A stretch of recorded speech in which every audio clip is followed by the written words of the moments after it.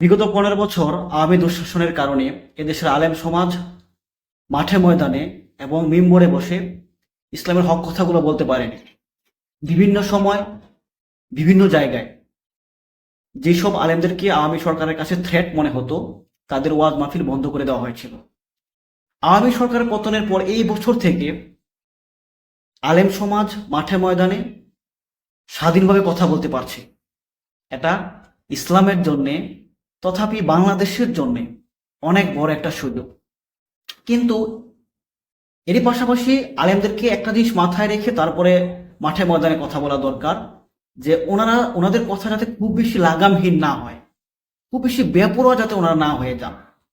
কারণ এটাতে ইসলামের অনেক বড় ক্ষতি হয়ে যাবে। যে সুযোগটা আমরা পেয়েছি সেই সুযোগটা হাতছাড়া হয়ে যাবে। অর্থাৎ আলেমদের কোনো কথায় বা কাজে সাধারণ মানুষ যাতে না বলে যে আগে যে শেখ হাসিনা সরকার তাদেরকে মুক্তভাবে কথা বলতে দেয় নাই, সেটাই মনে হয় ভালো ছিল। এই কঠিন কথাটা যাতে ওনাদের কর্মকাণ্ডের কারণে সাধারণ মানুষ না বলতে পারে।